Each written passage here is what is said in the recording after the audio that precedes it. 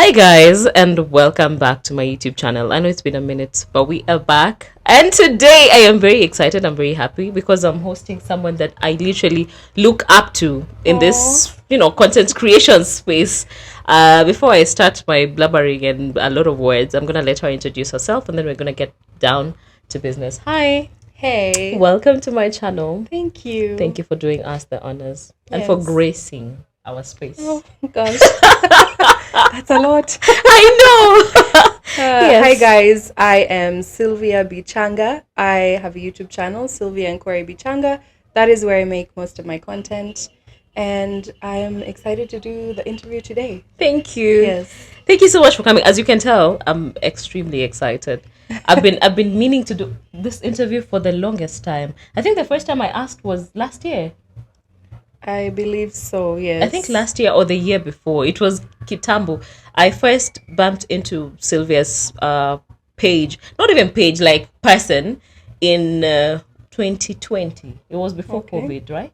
Yes. When she had a business in Kisumu. Mm-hmm. It was not a very... the business did not go on for a very long time, but it blew up. Like, a lot of people came to learn about it, to know about her, because she was selling pretzels. Mm-hmm. And they started calling her MZUNGU WA MAANDAZI. Yes. MZUNGU WA MAANDAZI. So that is how I came to know about you. And yes, I wanted to interact with you in person, and it has finally happened. Yeah, and I am happy. I'm happy too. So, Sylvia, yes, when most people have an American dream, yeah, I'll just jump right into it before I even ask you how old you are, how it is being a Kenyan. I'll just jump right into it. Many people have an American dream, but for you it's different.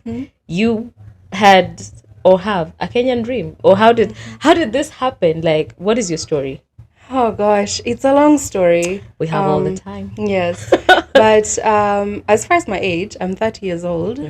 Crazy. You're a baby. Baby, you're still a toddler. Oh God. But as far as for the way I came to Kenya, I first came to Kenya with my family. My mom, my dad, and my three brothers. My dad was asked to come here to do voluntary service, being like a pastor for a local church.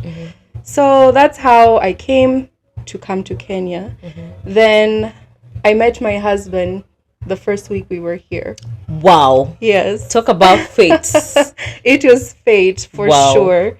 It was because we had thieves. He wasn't one of the thieves. He was not a butler. You cute. You want my laptop? No, it wasn't one of those situations. But we did have thieves, and we needed to have new laptops. We were given laptops by fellow missionaries that needed some work done on them. So we took them to a surgeon shop in town, Tivoli. Yeah, I know Tivoli. The plug for everything. Yeah. So my husband was an IT consultant there.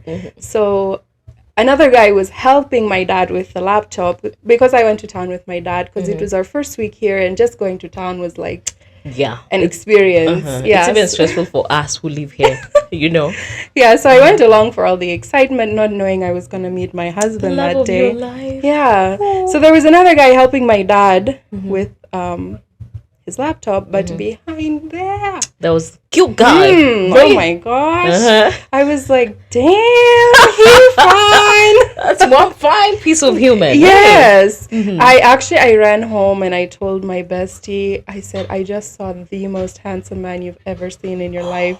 Like, the white guys don't hold a candle to this one. I was like, they don't stand a chance. This guy is so handsome. Wow. But I didn't know his name. So that day at the shop, you didn't speak to him? No. You just went home? Yeah, I was with Papa, so... Oh, yeah, there's that. On a tight leash. So I kept going to town, and at times I would just see him walking on the sidewalk. I'm riding by on a picky, and our eyes would meet, and there was like this connection. I don't know how to explain, but there was something. There was something there. So by that time, I was kind of friends with the lady that worked like in the front, where she's like putting phone covers, screen protectors. So I knew her and followed her on Instagram. So I was like, if they work together, he must follow her on Instagram. Stalker alert. Yeah, I was a stalker, most definitely. So I had an iPhone I wanted to sell. I could have talked to anyone else, but I was like, this is my chance to talk to him. To talk to this guy. Yeah. So she had like, I don't know, 1,000 some followers, and I was scrolling. I need to find this man. Yes. Imagine I found him. Commitment now. I found him. Wow. And I slid in the DMs and I was like, I have a phone I want to sell. I was all business. Like, if you know of anyone. Then he comes back and he's like, oh, you're Akini. I was like, say what? Like, my Luo name is Atieno. You have a Luo name? Yeah, I was We'll born get at to night. that. Yeah. So, anyway, we started messaging in Instagram, and that's how I met my husband. And fast forwarding, my family didn't approve. I was kind of deported. I was sent home. They're like, you're not gonna do this. Yeah. We came here for missionary work. It's what we're gonna do. Exactly that. Take your ass back home. Exactly that. So me and Miguna went back. We were deported. I was not boarding. Saying, I'm not boarding, and you boarded. I was not boarding, but I went. So I went back home for 1 year. After that, my dad told me, if you still love this man in 1 year's time, they also limited our contact. He said, I'll check into it. So a year later, I came back. Long story short, my parents approved of him. Oh. And we got married, and that is how I now live in Kenya. How is this the most beautiful love story I've had in a while? Like, what? Yeah, that's how I came to leave the US and the American dream. And you came for your Kenyan dream. Exactly. Your Kenyan dream was, it's beautiful. Thank you. I'm touched. See how people are finding love. See, yo, producer, what is the love of your life? It could be somewhere in Kuwait and you're here. Wow, that is very beautiful. So, like I said earlier, when I started the conversation, I talked about MZUNGU WA MAANDAZI. Yes. That is what the local people know. Like, that is what they refer you to. How did that come about? I know the story, but for your my audience. people don't know. Yeah. So the way it came about is shortly after we were married, I can say around 3 months. I remember the day I went broke for the first time. Because growing up, I was pulled out of school, high school. I didn't even get my diploma because my dad wanted me to work for him. Because he had so much work. So he was like, I'd rather pay you to work than for you to go to school. Okay. It's a completely different mindset than most parents in Kenya. I know. Like, I'm thinking about, I'm just putting my dad in that statement.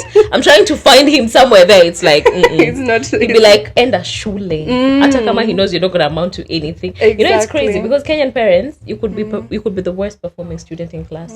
But they'll push you. They'll take you to polytechnic. Then you're still back to your story. Maybe I digress. So, he pulled me from high school. Before I got my diploma, I started working in his office as the secretary and like answering the phones, everything like that. So every time I get a paycheck, every 2 weeks I got paid. He could take most of my paycheck into my savings. And I used to feel some type of way about that. So he was literally managing your finances. Yes. Wow. From around 14 to when I was around, I would say 19. You started working at 14? Yes. Wow. I wish I had your life. Hey, but there were times I really cried because, you know, at that age, being put in an office chair with a phone and there's people cussing you out and you have to learn how to handle them. And it was not all roses. But I'm saying all of this to say that my dad managed my money so that by the time I was 21, I had a comfortable savings. And I was not used to being broke. I always had a reserve.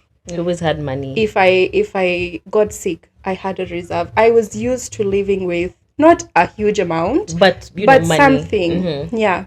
So the day I went broke, I almost had a panic attack. What happened? I told my husband, I said, sawa. So my account is now 0.00. You got to zero? Yeah. Actual zero. Because you have to realize I left my job there. Yeah, I sold my car. I moved out of my apartment. I moved here at that time my husband had his own shop where he was fixing laptops and computers. It wasn't doing well. He could come home with 200 shillings, 500 shillings. We were struggling to pay the rent. At some point we had to close his office. It was like after we got married, the finances just kept Going down. decreasing. We had to close his shop, bring all of his equipments home. Then he was now sitting at his friend's shop waiting because he had his own clients who wanted him to do their work. Yeah. So he could sit there, get some small money, but we were not making it. And hey, the day I went broke, you're in a new country, you can't do much, you can't work. Yeah.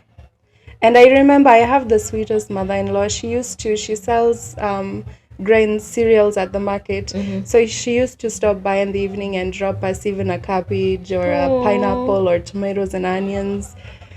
It was amazing to have that care from them, but we really struggled through that time.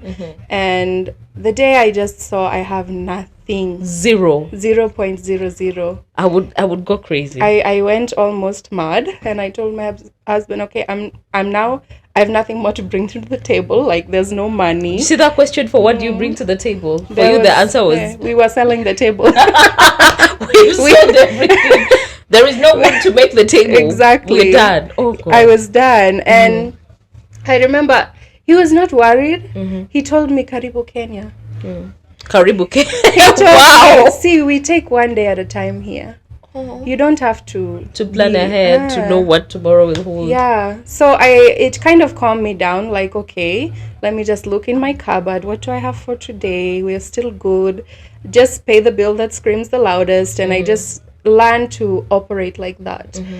In the meantime, I had a friend who is also from America. She married a Luo man here, Bonaventure and Eve. And she was a friend with me because our husbands had went to primary school together. I met her when I was here. I didn't know her before, but our husbands brought us together. So she was at my house one day, and she was like telling me how they're broke, and I was telling her how we're broke. And she was like, well, why don't we do something? Like, isn't there a way we can help, like, our husbands to make an income? And I remember that day I had made pretzels for her, and we were eating the pretzels and dipping them in different sauces and trying them, and all of a sudden she was like, Sylvia, we can sell these. We can sell these to the people. And I was like, you're right, we could, but how do we start, or where do we start? So she was like, well, I have a jiko at my house. Tomorrow night, come to my house, bring the flour, I'll bring the oil, yada, yada, yada. We planned everything out. And I went to our house, we mixed up the dough, we lit the jiko. You know how to light a jiko? Yeah. I don't. We carried it out to beside the road by her house in Car Wash. She lived in Car Wash. I lived in Mamboleo.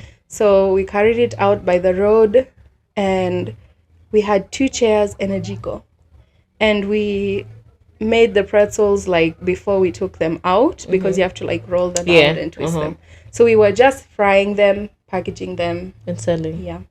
Just from out of our laps. How was the business? Even have a table. How was business that day? Literally within an hour or 2 hours, we sold out like 2 bags of flour. Wow. Yeah. People were excited, eh? Yeah, it was right by where the matatu stopped. So when people alighted and they saw something for 20 shillings, 50 shillings that they'd never seen before. Like, let's collect. So we sold like so fast. So by the next day, we had now bought a table.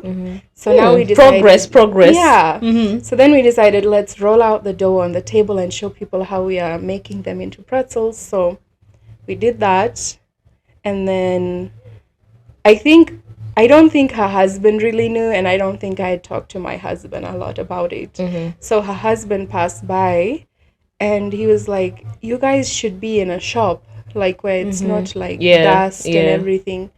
So just up the road were all those containers of car wash.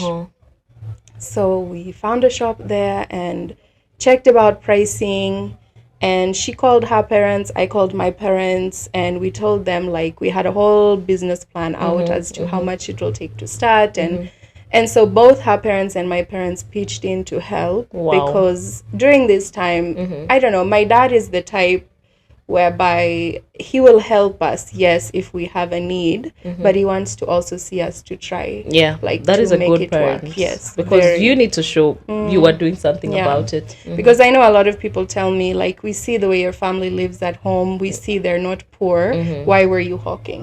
I was hawking because I was taught hard work, and that I can't just sit here at home and call them, by the way, I kindly need this send and me it. 10K. Hapana, no, they can't do that. So anyway, they gave us the money we needed to start the business.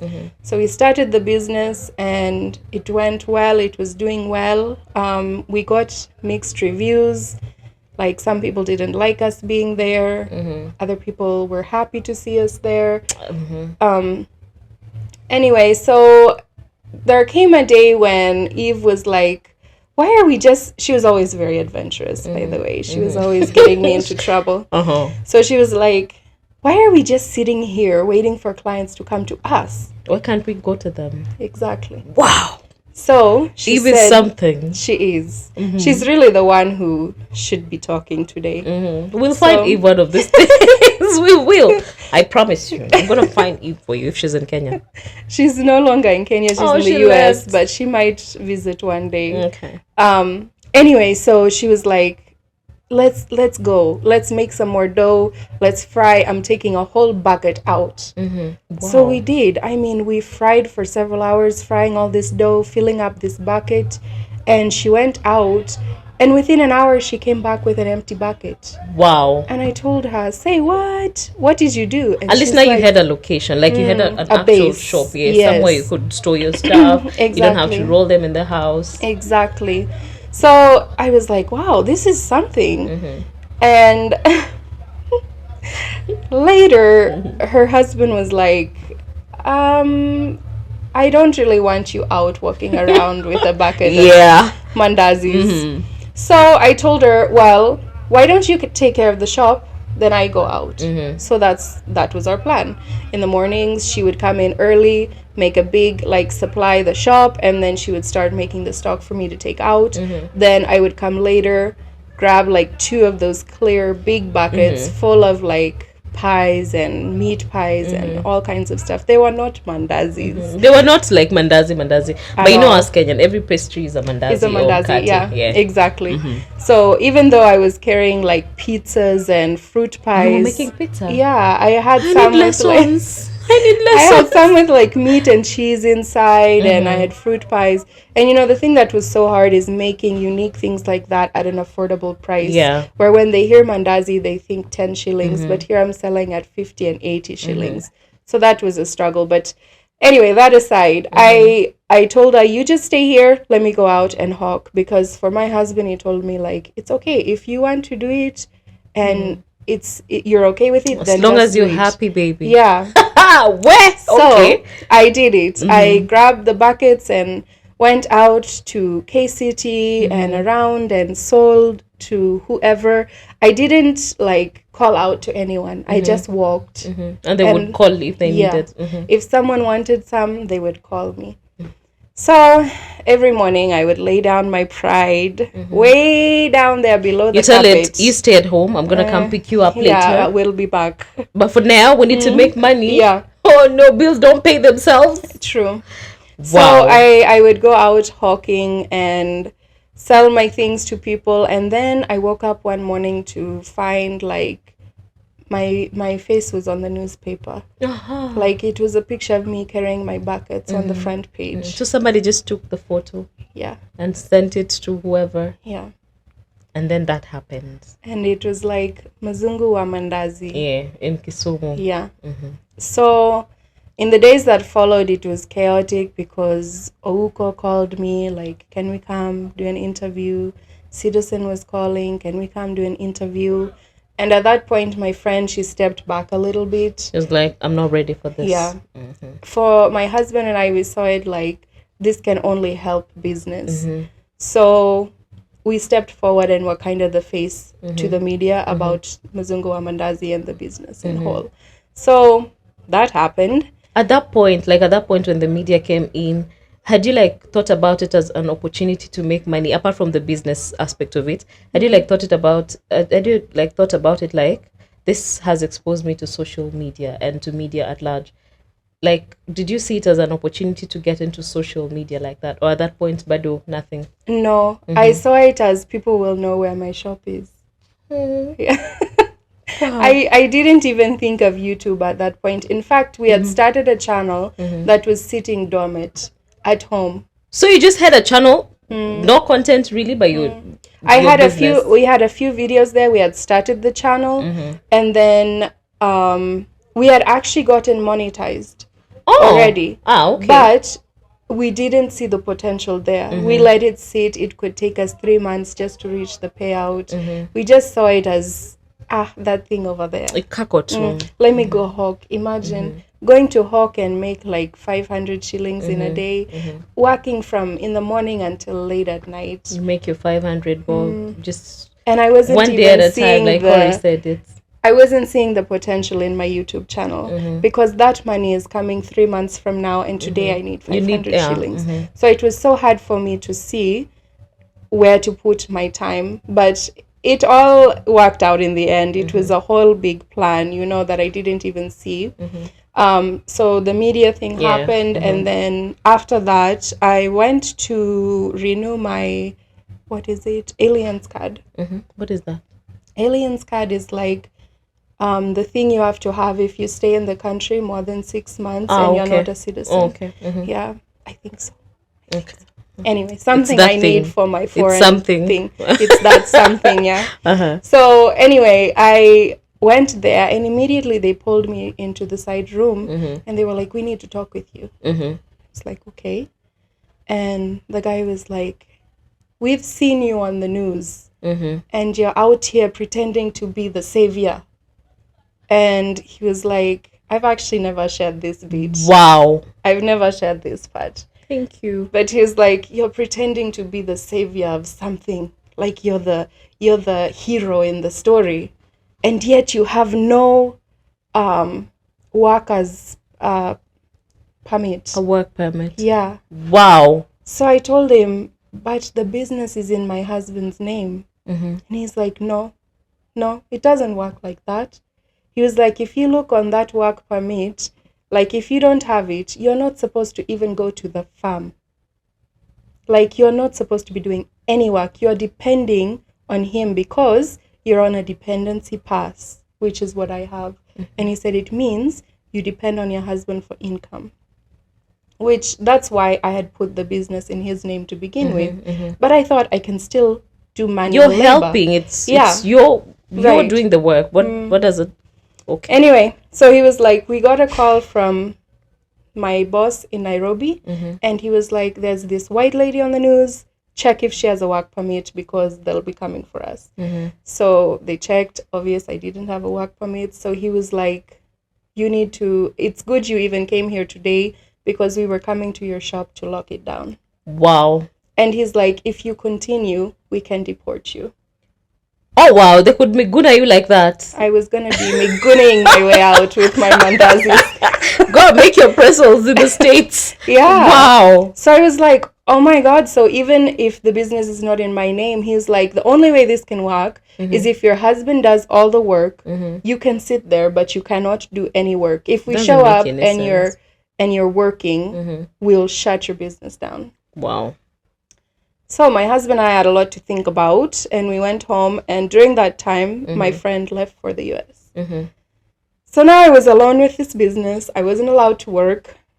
My husband was looking for work in town. It wasn't very successful.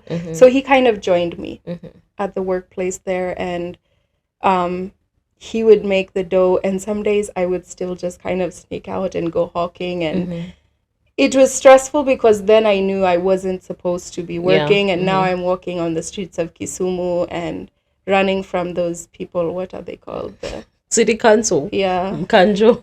One day you learned the ropes, hey? One day I'll just tell my grandkids the story. You know, those were the days. I always love when I'm kind of doing something I shouldn't be doing. So being able to like You sell love the apoco danger at the Eh, edge like exactly, this. exactly. So like knowing I wasn't supposed to be selling, and then like I would have my little chair and I would sit down with my mandazis, and then I see people running and I join them running, and everyone is laughing while we are running with our wares. Oh God. Everyone is protecting their property. You're I just was running. living my best life. Wow. Uh-huh. It was a whole thing. Anyway, so yeah, my husband came in. He started like taking care of the shop part, and I would just try to like kind of help where I can. And finally, we were just like, this is not working. So he tried to work for a local taxi. Also didn't work out. In the meantime, we kind of let my parents know like I'm actually not supposed to be selling. Supposedly, I could be deported. Which I honestly think it should be something changed about that, because I understand for maybe big companies like China coming in that they should have work permits or whatever, but for someone selling mandazis, You're a person. You're just one individual, and you're literally just making. You are making the dough. You're doing all the work. And to imagine if the roles were reversed, let's say the foreigner was the man. Now the Kenyan woman is here, and the man cannot help her in any way to work. I just think something should be done about that. Something should be done. Anyway, that's just my opinion. But you become a citizen. You were married to a Kenyan. You Yes. are literally a Kenyan citizen at that point. Not really. You, by marriage, wait, producer. So there's something like that in history. You can be a citizen by, hey. I've heard you can be a citizen after like 5 or 7 years of marriage. Hey, Majamini. I've never.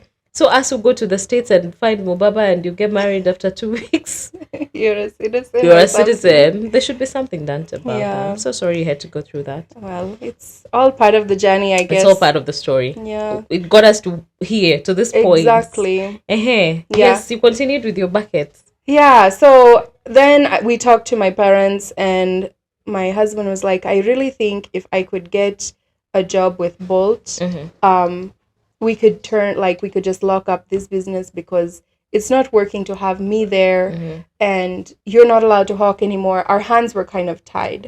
And so that's when we decided to just lock up that business. My dad helped us to buy the small car that we have. We call it Dudu. Yeah. What's your Dudu? Yeah, we bought our little Kadudu, and then we did Bolt. He was a Bolt driver, and it was doing well. Then fuel went. The prices hiked. And all of a sudden his pay was like cut in half because of the fuel, and Bolt didn't charge more, and people didn't want to pay more. And during that whole time, now I was focusing more on YouTube. And then that's when our channel started to grow, and kind of the time that the Bolt phase was phasing out, he started his own channel, Corey the Traveler.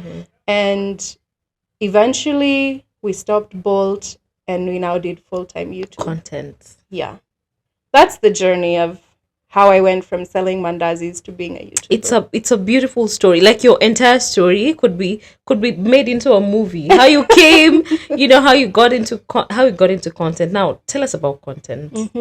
So when you started your channel, you said you had a channel that was already monetized when you were doing the press-alls. Yeah. What was the kind of content you were putting out? Have you transitioned from what you were doing earlier on your channel, or did you just stick to the path? And I think I just stuck to kind of the same content, other than like we had, of course, an introduction video, our love story, our wedding video. And then after that, we just kind of started filming just our everyday lives. And it was kind of for like a diary for people back at home to look at. And I can't call everyone and give them an update, but they could kind of watch our videos and see it through that. And then there was a day I had posted a video, a Sunday in our life. And because we go to a Mennonite church here, it's one of the mission churches. We're actually not members there, but we attend there.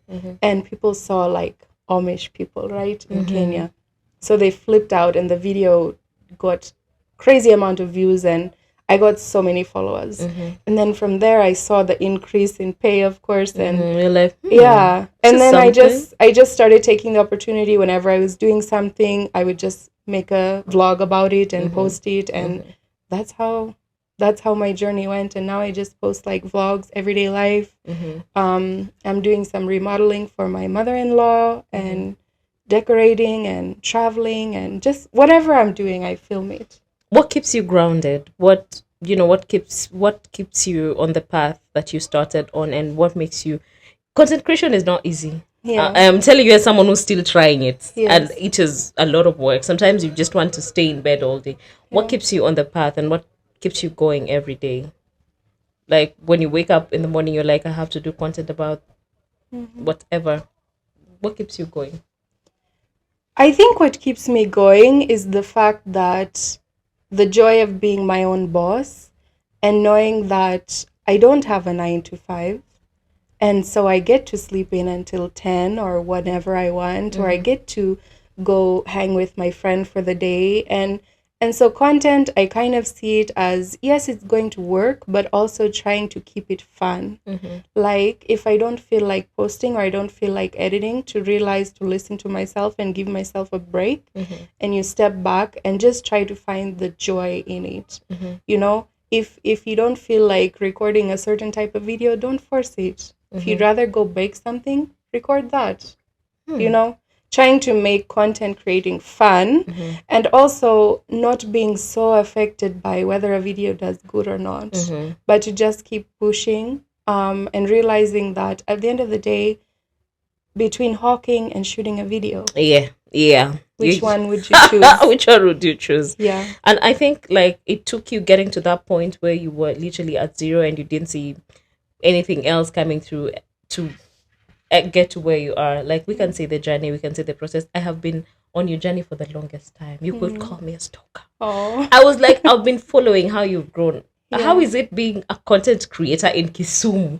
Let's just let's get your take about that. Yeah. How it is doing content in this part of the country. It's easier. I think it's slightly easy in Nairobi. There's a lot of stuff to do.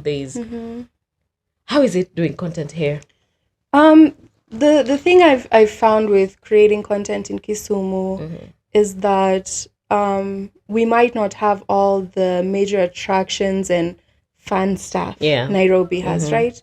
So I think the content that does well for Kisumu creators is more things of the village content, or showing a side of Kenya that people might not see. They're not used to. Yeah, because I can say for foreigners, of course, they're shown that everyone here is dying. Yeah, and we are emaciated. We need water. Exactly, and to be able to see how people in the village, they're actually thriving. Yeah, I enjoy showing people in my channel things that a lot of Kenyans, they might feel embarrassed about, as far as like, don't show that side of it. Yeah. But then you see my people looking at it and being like, they're so much better off than us. They're able to live without the grocery store. They're able to live, if the government would go haywire, they would be okay. And for my audience, that's intriguing to them. Now, if you're a Kenyan YouTubing here in Kisumu, it might be harder because people will look at your content and say, well, that's how I grew up. Yeah, that is I'm our not normal interested life. in that. So it's always good to also know your audience and feel your audience. And for some of those, you might have to travel more. You might have to invest more money to keep them watching. But in the end, if you can invest money to make money, then you're winning. Yeah, it's a win-win. Yeah. Now, you transitioned from selling pretzels and pizzas on the road to creating content in your house. You had you don't go out as much as you used to. How do you feel when you go out? Like, do you meet people and they're on your case? They want to talk to you. How do you deal with your fans? Your fans, yeah, your fans. They're your fans. You have fans. Well, it's still new. I still try to know how to work through all of that. Because at one point I was one of them walking on the street. They were teaching me their culture. They were teaching me their language.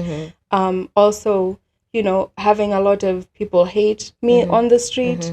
And now to have it flipped around where, like, when I go to the grocery store and someone comes running up to giving me a hug and I don't know who they are, and just to meet my people out there, it's a whole experience, and it's it can feel scary at times because you meet someone who knows everything about you, but Yeah. you know zero about them. I was telling my sister the same thing. When you create content, you are literally just talking to your camera. Yes. When people interact with your content, they interact with you.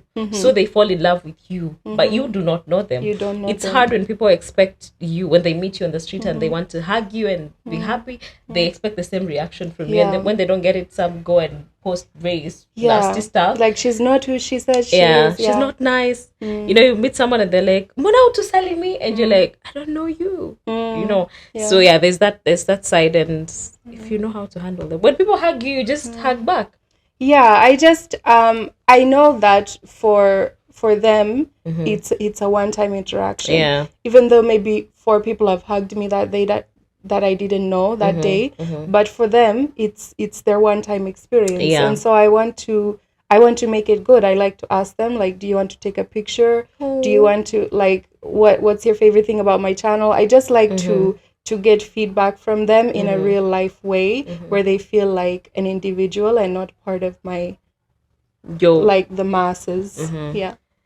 So there's an interesting fact that I've learned about you in this interaction, that you actually speak the Luo. Yeah, Angel the Luo Martin. Wow. She speaks Luo. How did that happen?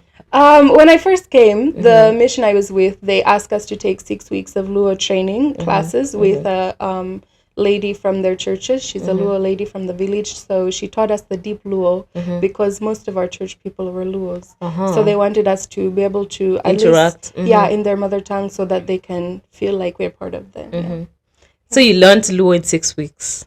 Not really, but we took 6 weeks of classes to learn Idinade, Ademabel. How are you? How you doing? Yeah, just the basics. And then from God there, is good. Yeah. And then from there, like, our church people could even teach us more. Yeah. Now, interacting with your Kenyan family, now you have in-laws, you have relatives from this side of, you know, how did that, like, did it happen? Because you've told us about your parents, how they took it, how did Corey's parents take it, the whole, we are married, we are starting this, the language, there was no language barrier. You've never gone to Shago and people, you're trying to communicate and you can't. Not really.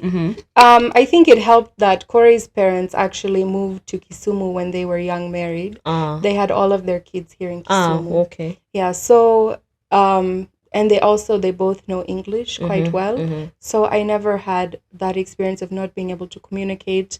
I will say his family is a little bit what's the word? They don't have a big reaction to anything. Or they're just calm. They're just easy. Yeah. Oh, wow. Yeah, so, like, he'll say, like, yeah, so my sister's pregnant, or... Oh, wow. It's not big news. No.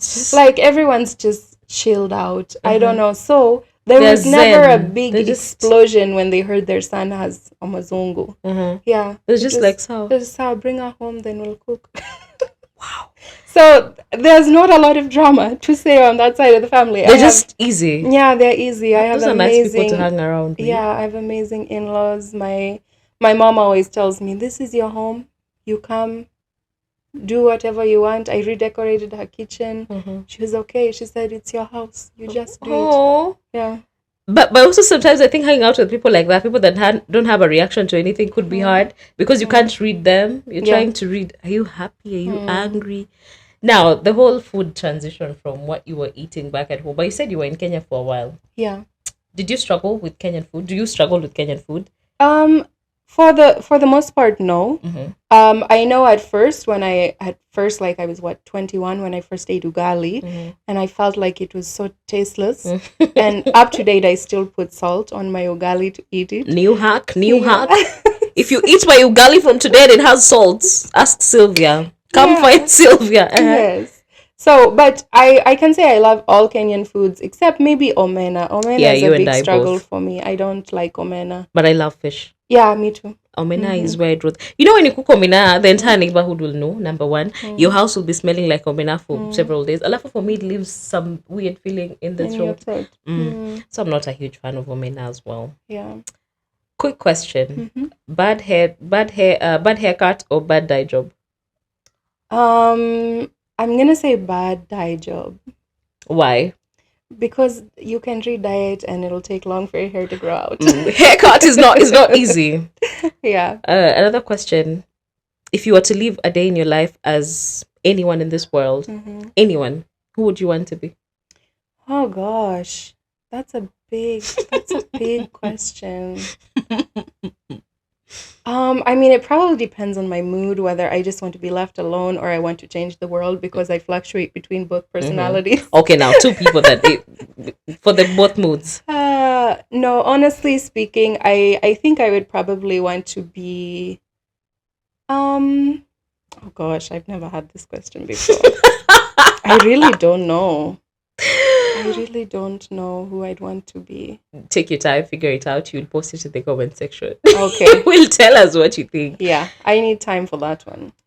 What do you think is the easiest way to become popular? To become popular in Kenya? Be unique. Be unique. Be something that not everyone else is, and hopefully it's yourself. Yeah. Wow.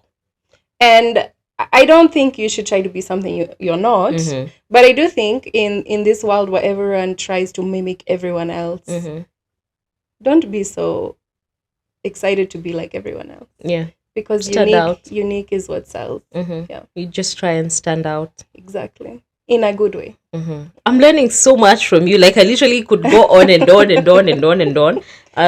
But I'm excited that we have gotten to sit down and hear your story and your journey. Sure. You are inspiring. Our producer has been looking at you the whole time. I don't even know if she was looking at the camera or not, but she's been looking at you the whole time. She's like, wow. Oh. We are seated in the presence of greatness. Oh, thank you. But what you do is amazing, and you literally really inspire me. Like for real, I see you being able to do what you do in Kisumu. That was the first selling point for me. I was like, she's in Kisumu, and she has. Everyone thinks like for you to become a content creator in Nairobi, and that is what happens with Kenyan content creators. You get your first 1,000 views when you're in Kisumu, ama your video blows up when you're in Kisumu, and then you move to Nairobi. So I was like, maybe I would need to move at some point, and that was scary for me. But the fact that you're doing it from here and it's working from here makes me think I can actually do it from here, and it will work. Yeah, for sure. Your final words to my people before we finish. I don't want to finish this interview, but your final words. I guess all I can say is strive for greatness, be yourself, and show love to the people around you, because the world everyone's hurting.